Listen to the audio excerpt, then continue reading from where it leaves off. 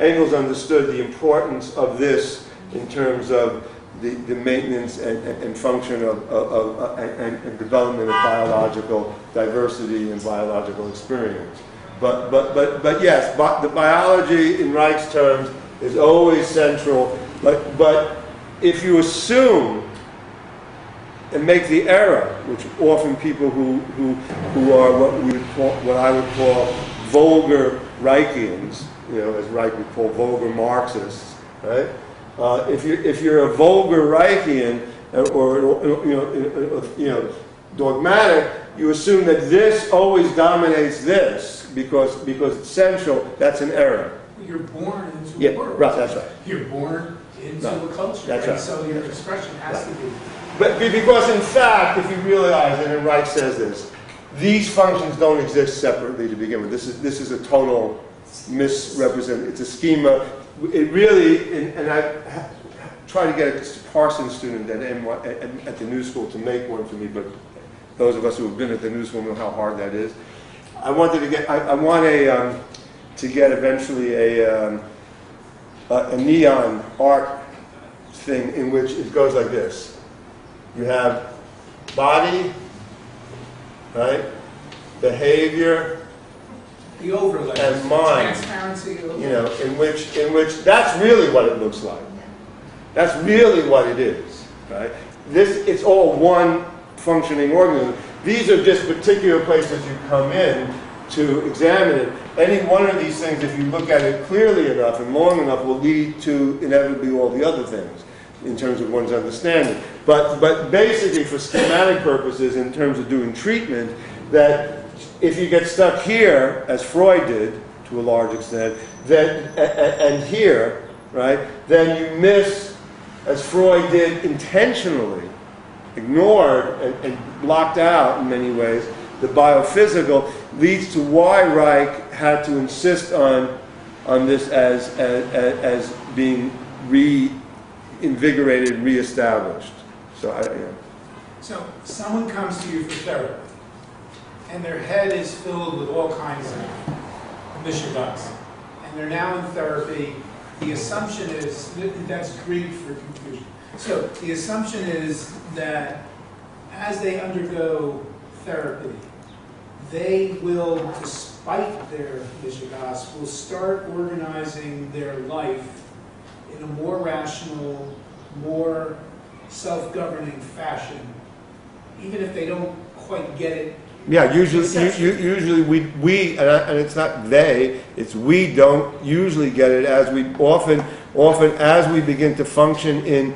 I'll give an anecdote from my own experience. So I reached a point in treatment with Dr. Sobey where, for the first time in my life, I was able to deal with a particular problem that used to make me, that would have, in the past, frozen me like a deer in headlights with paralysis and indecision and anxiety and you name it in any language. And I was incredibly successul at handling this problem, and I was like astounded. Oh my God, this is wonderful. But by the time by the next day when I got in to see Dr. Sobey, another problem had come up that was worse. And I was anxious again, but it was a different kind of problem. And I was complaining to Dr. Sobey. I said, so I don't understand. It was great, but what happened? And he said, well, you thought that you get to a point, and not once you get to that point, every time you get a problem, it's going to simply just lock in and automatically work, when what it really was that actually as you get healthier to any degree, you're faced with actually more problems. You're able to deal with more problems. Because the neurotic in us, or among us, or the sicker you are, or the more, if we're talking self-regulatory, the more blocked and restricted you are, the less problems you have. Why? Because you have only one problem, which is your restriction. And that's the problem, So as we used the standard line is, the alcoholic, and AA will tell you, the alcoholic has only one problem. What is it? Where's the next drink? When am I going to be able to get the next drink? And once you remove that, what happens? You're faced with a whole bunch of other problems, like earning a living, doing your work, whatever it is. So in a sense, the goal is to get you, to get any of us to a point where we increase our ability, as I would say, to struggle. And the more effective any treatment is, orgonomy or otherwise, is really, to my goal, my idea is measured by how effectively you as an your organism is able to struggle with ultimately unsurmountable. We're all going to be. I don't want to be, to end on a beautiful, happy note. We're all going to be overwhelmed by the world, because that's what happens to us. That's the nature of And that, to me, that's not negative. I mean, my daughter says I'm very negative, but what I meant was that the patient comes in with some conception of the way things should be. Right. But as the obviously they come in with that just sort of drifts away. If you're successful, the conception that each of us brings into therapy is invariably and inevitably, and Reich is very clear about that, wrong. And the first part of any kind of treatment, whether it's orgonomy or psychoanalysis, is working through the misconceptions and the miscuings about what therapy and what... I don't mean about therapy, I mean about... Life, yeah. But underlying that, what you bring into the therapy, underlying that is always your misconceptions of the way your organ... And that's, in a sense, what the concept of self-regulation is, that it's the result of how much your self-regulatory processes, in which all this is in sync, have been interfered with. And that gets down to your personal history. For each of us, it's interfered with in a different way. While there are amazing degrees of similarity, because we're all pretty similar organisms, the actual stories can vary widely. I mean, I was thinking, for instance, when you were telling the story of this girl who's now, from your accounts, fairly successful anthropologist, and this boy who was, by today's standards, this would have made the front page news, as child being molested and stuff. Instead, it became a child organizing herself, and protecting herself. You want to take? Yeah. Sorry, they want the coffee urns. No more coffee. Except what's on the table.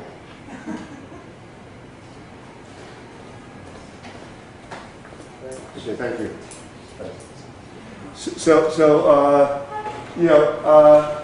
That very often what you're looking at is the success is by allowing the organism to be able to negotiate the potential risks and problems and impulse blocks that come in. And so when you hear a story like that, what I hear is an incredibly healthy 4-year-old who was able to not be too freaked out.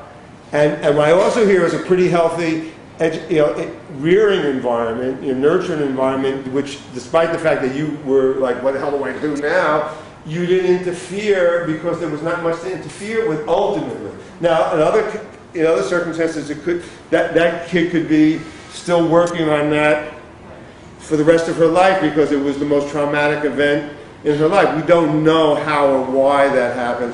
I was just talking with someone the other day about how and why there are people who go through the most horrendous, abusive and just, destructive experiences, both in war or in interpersonal relationships and things, and yet manage to become optimistic, productive, thriving.